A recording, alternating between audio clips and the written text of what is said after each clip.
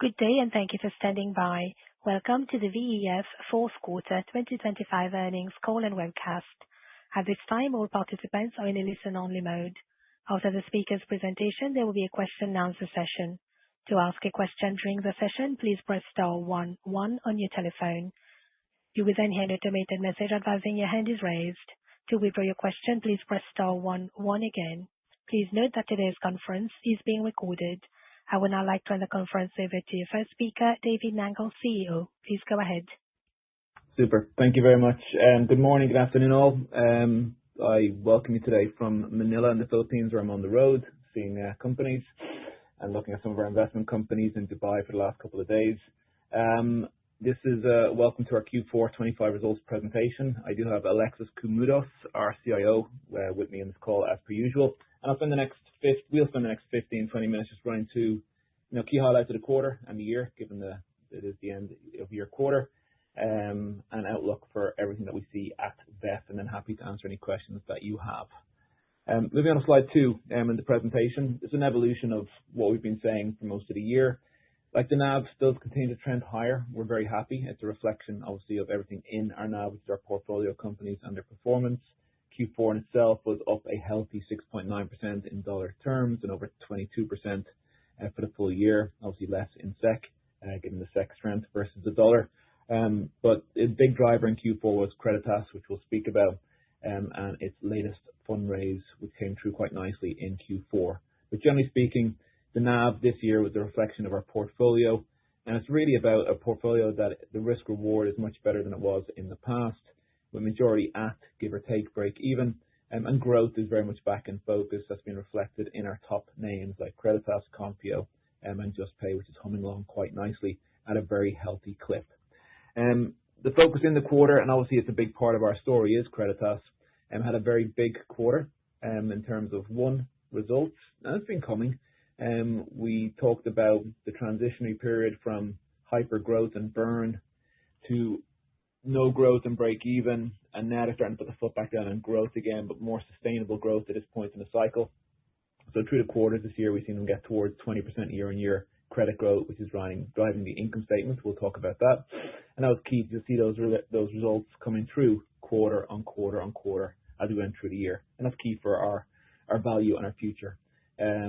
Also, from the Creditas side, they had a number of standout events in the quarter. We already mentioned or touched on the latest funding round, but also they closed the And Bank. They got a bank license in Brazil, which is key for their franchise value and their funding, and also made a substantial hire at top level. And then last point, the whole area of capital management, capital allocation at VEF. We've, in 2025, very focused on strengthening the balance sheet, exits.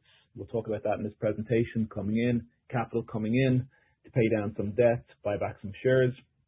And as a team and as a board, we're sitting down, we're strategizing as we look into 2026, how we manage our capital for the best risk reward for our shareholders, both in the short term to manage that discount to NAV, but also for the longer term in adding new portfolio companies. And that's a broader discussion point.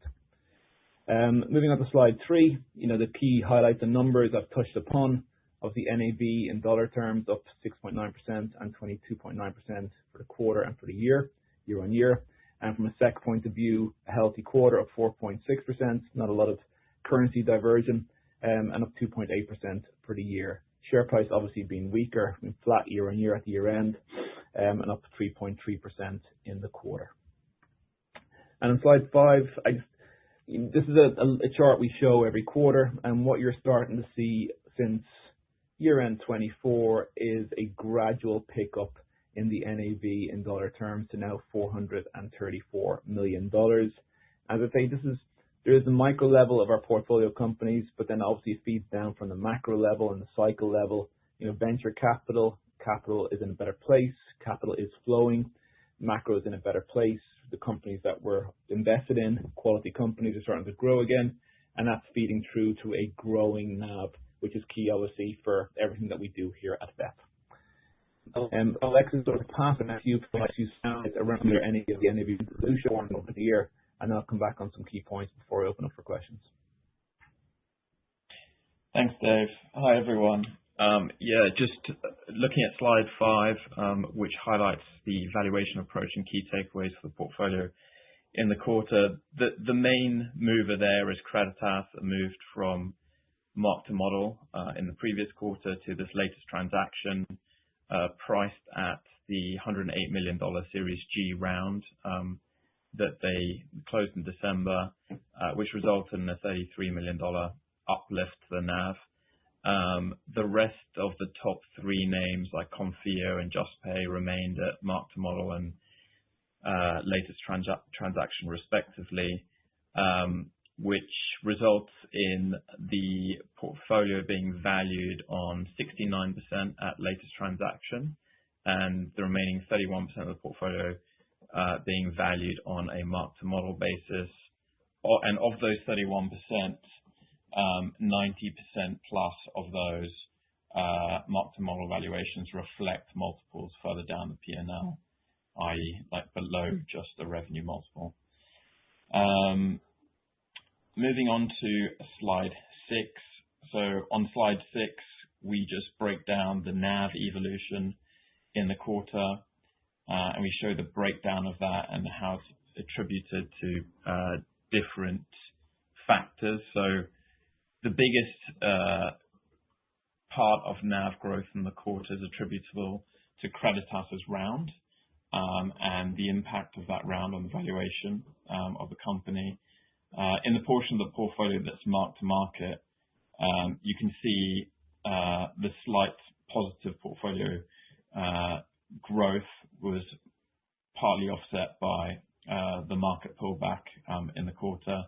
So, you know, the holdings that are valued at mark to model had a relatively neutral impact in the quarter. Just on to slide 7. So in slide 7, we show an aggregation of the NAV evolution over the year and how the different parts or the attribution to that over the quarter. So overall in 2025, we saw strong contribution to NAV growth from portfolio performance, the market performance through comp multiples, and also strengthening non-USD currencies. And importantly, we also converted $37 million of our appreciating NAV to cash, which shows up in that net $18 million positive cash position over the course of the year.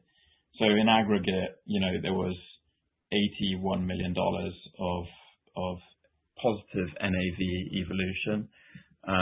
As Dave mentioned, that was 23% year-on-year dollar NAV strengthening, and on a per share basis, that's 26% year-on-year once you factor in the buybacks that we did over the course of the year.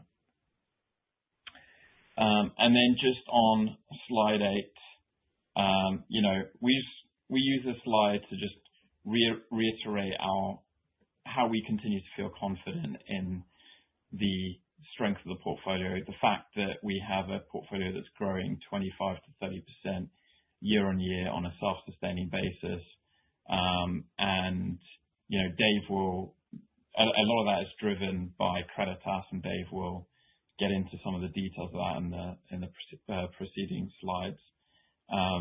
But we're also feeling confident that there's been a change in the environment, far more fundraising activity in our markets. It's definitely heating up, and there's been a flight to quality, which has benefited our portfolio. And we expect to see rounds like Creditas and JustPay to continue to take place and continue to benefit our portfolio and help us improve our liquidity and balance sheet. So handing back to you, Dave. Super. Thanks, Alexis. Look, I think from a portfolio point of view, as Alexis alluded to, what's key is that you invest in quality companies and you've got a true cycle performing portfolio. And that's what we're starting to prove out, having gone through the boom years up until, you know, 2021, the VC winter of 22 and 23, where we, you know, reevaluate our portfolio and set a valuation mark lower, and then the recovery and the growth that we're seeing in 2025.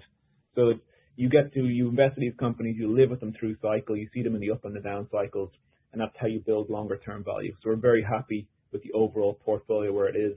And we do have tailwinds from an ecosystem, VC, capital flows, valuation point of view, all very helpful to what we do. Specific to us, obviously, is Creditas. Creditas performs. It's a big part of VEF performing, as we all know. And, 12 months ago, these numbers weren't what they are and what you see today. And this is what we said the management was going to do, and they are delivering. And we expect that to continue into 2026 and beyond this year. And what you have is an improving growth profile at a very managed risk-reward basis. They manage their cash flows at a neutral basis. And, in Q4, we'll get to about 20% year-on-year loan growth. Revenues are following that growth. And that's key for future value of Creditas as it looks to be, at some point in the future, a public company with real value needs to start growing again. That engine has really kicked in. As impressive or as important is what they're doing from a efficiency and cost point of view, enabling AI tools across the business, and you're starting to see that efficiency gains kicking in. So you're not just getting growth, we're getting more efficient growth, which is the future of this company and the industry as a whole. Besides the numbers themselves, what is key for Creditas in Q4, all these things kind of came at the same time, but they've been work in progress for quite some time. One was obviously the announced Series G funding round, $108 million coming in, and we spoke about that in Q4. The bank license itself was approved in Q4, and that's key. Lower cost of funding, more availability of funding, and a franchise uplift for the overall business and its optionality going forward. And in the top team, Ricardo Fracano came in from formerly of BBVA Group top management. It's the type of caliber of top management that the company is now attracting. Not that it wasn't attracting, but is on the front foot, and that's the kind of talent that comes with that. So it's kind of like an ABC trade. So I think from all aspects of Creditas, we're very excited as we look at the company, where it's positioned, the tailwinds that it has, capital position, economics, etc., as it goes into 26 and 27. And besides Creditas, I wanted to talk about cash, exits, capital. What's key is we're always looking at our cash and capital position and our balance sheet strength, and then we're looking to make logical decisions around that positioning. At the same time, we're very focused on the short term, more so in the past, and now transitioning as we balance. Obviously, short term is important, but start to look at the medium to long term for VEF and for all our shareholders. From a cash position point of view, we had $15.9 million of cash and liquid assets at the end of Q4, and that's our balance sheet stronger than it was in the past. But what's key is we pay down half our bonds, but we still have $26.1 million of bonds outstanding. So we're in a negative net cash position, and those bonds are due at year end 26. So any kind of decisions that we make has that in mind, and that's a kind of a cash liquidity risk management overlay to everything we do. When that capital started to come in from the exits we did last year, the initial allocation was obvious: pay down some debt, start to buy back your shares. Now that we're net negative on cash, we balance that with how we look to more cash coming in, and also thinking about the future and looking at pipeline and balancing all that into a broader strategy. That's all a work in progress at this point in time. What I will say is the key to all of this and us having the tools or the ability to do more, as in pay down more debt, and we do aim to go debt zero by year end. That's one of our inherent goals. We do have options around rolling the debt, but the plan is to buy back more shares and then put capital to work in new pipeline companies. Key to that is capital in, and key to that is exits. We had a very, off the back of promises to investors, we had a very healthy last 12 months in delivering exits, which are hard in our industry. And we delivered 3, as I said before, in India and in Brazil, via IPO, via M&A, and by a secondary sale, the biggest and the most juicy of which was JustPay. But 37 million of gross proceeds came in the last 12 months. We look at the next 12 months, and we're fairly confident that we will see more exits. We're working on the number. By no means is VEF a wind down vehicle, but we're taking our opportunities to take capital off the table at NAV plus minus in our companies to bring that money in, and that strengthens our balance sheet, puts us in a stronger position. And with that capital in play, then we have the range of decisions to make and actions that we took, like we did in 2025 around debt and around VEF debt and VEF equity. I think this whole ideology is just keeping the market updated on how we're thinking. We haven't set anything in stone at this stage. As I say, a lot of it is around our capital strength. With more capital strength, you can make more decisions and know what's a priority. There's more capital you have, you can prioritize different things for both short term and long term. But bolstering the capital position is key at VEF, bolstering our balance sheet. We want to be a strong investment company with optionality of capital. We've paid down half our debt. We would like to go debt free by year end. Narrowing the traded discount has not gone away as a concept. We're all shareholders. We value our shares, and narrowing that discount is a key part of anything we do. We cross-reference that with our cash capital position versus what money is due in the bond markets. And then we're starting to gradually overlay that with the future and the future growth of VEF, because we look at our portfolio, we look at Creditas, Juspay, Konfio, we look at the past of Tinkoff, EasyCo. We know we have the muscle to invest in best-in-class fintech companies. We know those companies can compound in value, and we know we can realize that value for shareholders, as we've seen with Tinkoff, EasyCo, and more recently with Juspay. So balancing that long term with the short term is all part of the strategy that we're doing at the moment, cross-reference with the capital position we find ourselves in today. And just to finish off, so the broader investment case, and this is very similar to last quarter. We keep on saying it's about the portfolio. Any investment company is about its portfolio. And I think we have proven through cycle that we have a quality portfolio, that our investment radar is good, that names are now starting to break out in terms of growth, profitable growth, and they're raising fresh capital. So we're in as comfortable and as positive position as we've been for a long time in terms of the quality of our portfolio. And that's the basis for value creation and growth. Then you've got exits. Exit markets are back, but it's hard work to exit. We're proving that we can exit our positions, and we can exit them at the right price. There's been no fire sales, nothing forced out the door.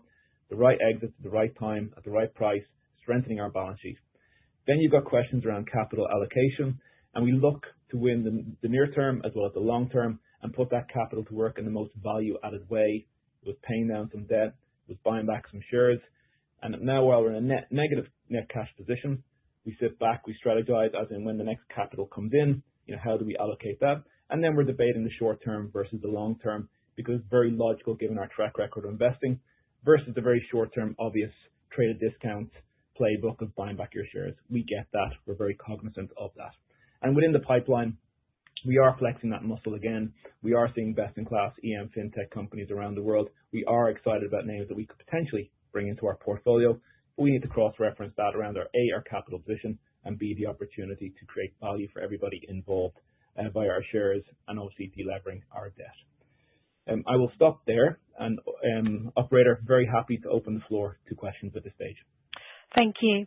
As a reminder, to ask a question, please press star 11 on your telephone and wait for your name to be announced. To withdraw your question, please press star 1 and 1 again.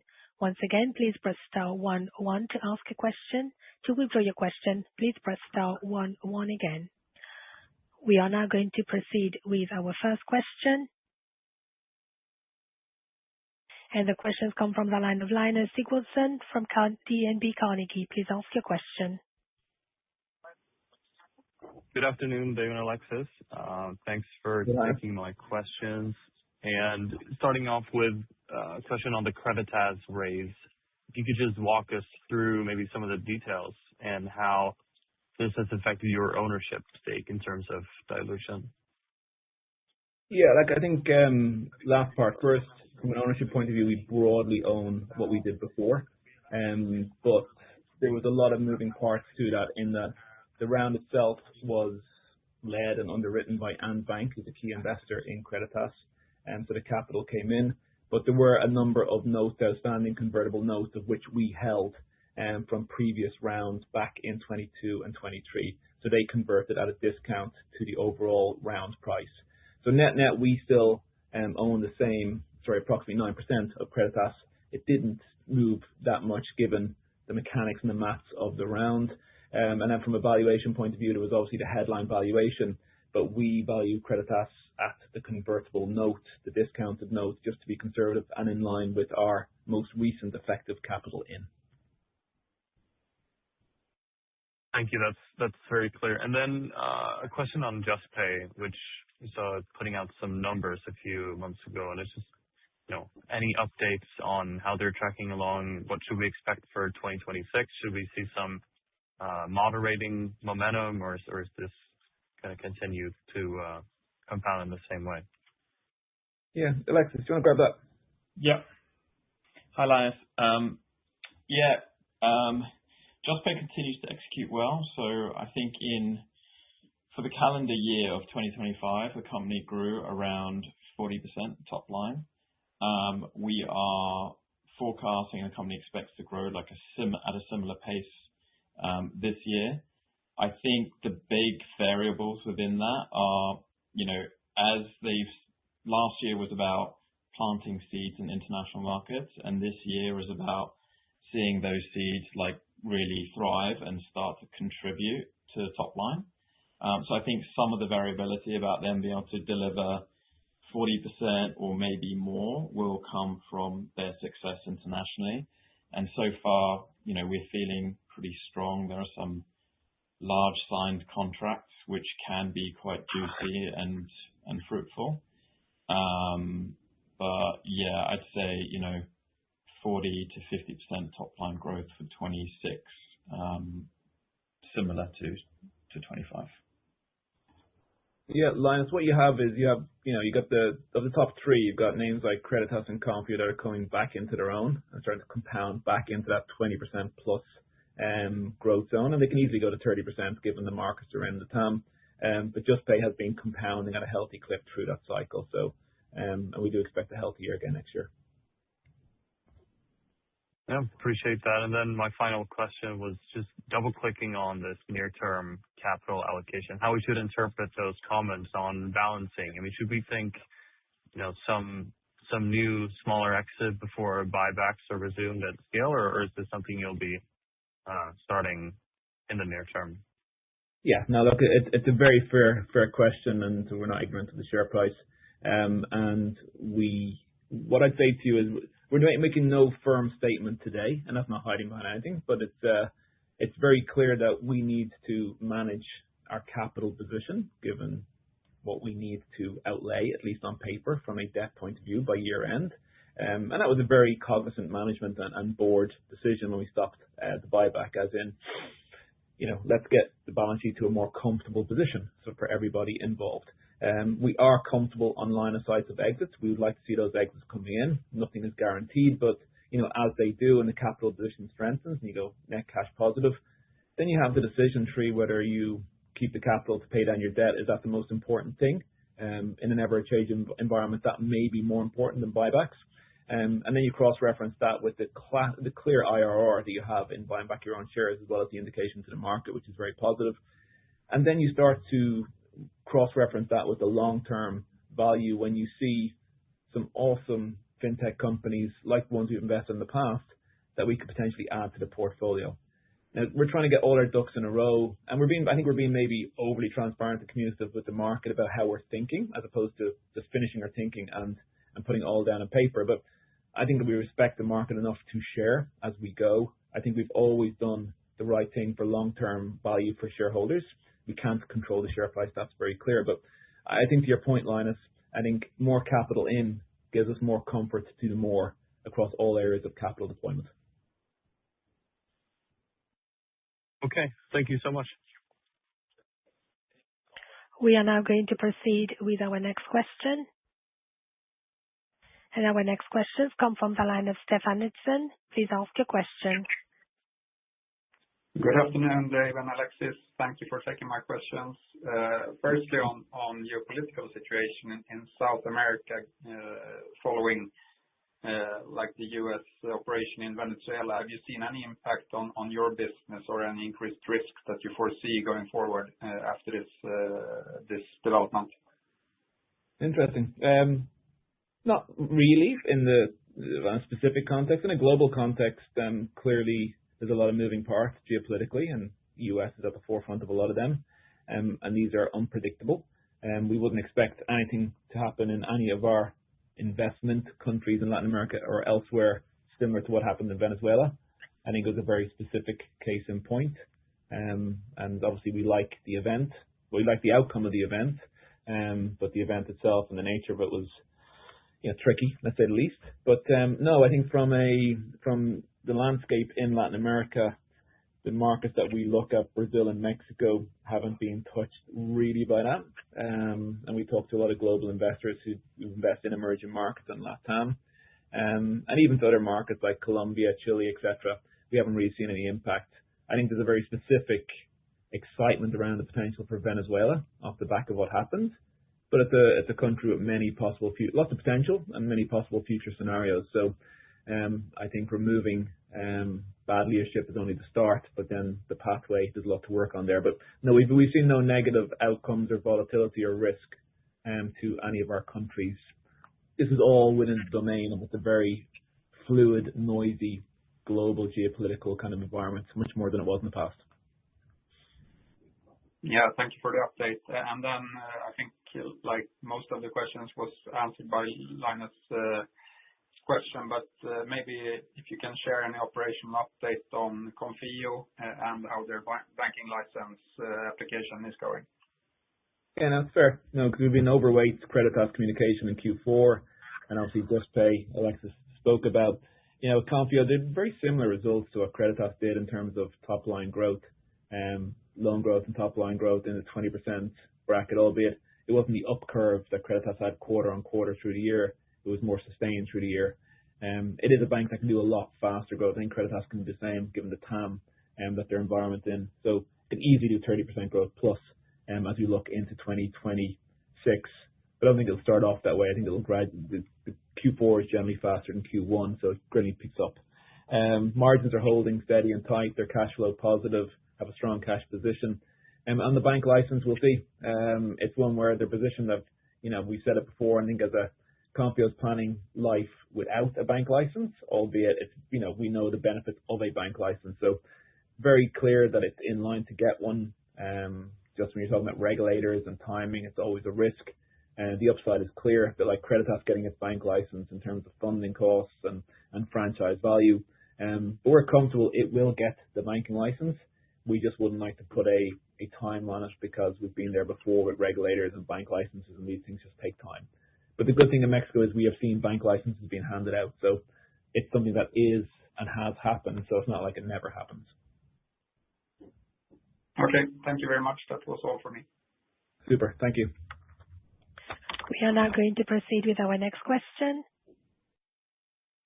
And the questions come from the line of Tobias Carlson. Please ask your question.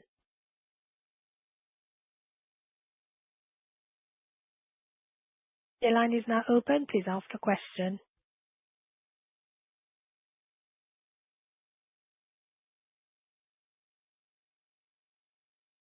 Tobias Carlson, your line is open. Maybe you are currently on mute. Yeah, thank you. Thank you for your presentation. And I have two questions. The first one is about that I can read in your report that you underline that you want to make new investments, and I wonder how you're going to finance them, considering that you also want to reduce the debt and perhaps also buy back shares. My second question is if you intend to try to reduce the discount to net asset values as it's 50% right now. Thank you. Hey, Tobias, thank you very much for the questions. I think our sharing around our direction of travel has been bigger picture and broad as opposed to specific. And we didn't mean to mislead our investor base in what we're doing. We are an investment company. We are working pipeline. We are very keen to get best-in-class fintech companies around emerging markets into our portfolio. It's been part of our muscle and our job for the last 10 years. So, when I say we've been building that muscle again, we've been out there looking for these best-in-class companies. And that's part of our job. At the same time, when we looked last year and the year before, it was very clear priority around strengthening balance sheet, getting capital in, putting capital to work where it was most clearly needed, delevering, paying back the debt, and that's there still as a goal for this year. There are 25 million plus minus to go. And clearly, to buy back shares is part of the IRR, given where VEF shares currently trade. What we did was we paused effectively in Q4 of last year around the buyback and touching the debt for now. because of our cash position going lower than our debt is due at year end, and we wanted to continue to strengthen our balance sheet. It's a general top-down statement where, we are looking to transition, to getting VEF back on the front foot investing. The debt still is very much there. It has to be paid. It will be paid. Our shares do trade at a deep discount to NAV, and there's many ways of closing that discount to NAV, and we have been focusing on communication, investor relations. We bought back some shares last year, transparency for our bigger companies, exiting our positions at NAV plus minus to prove that our NAV is real.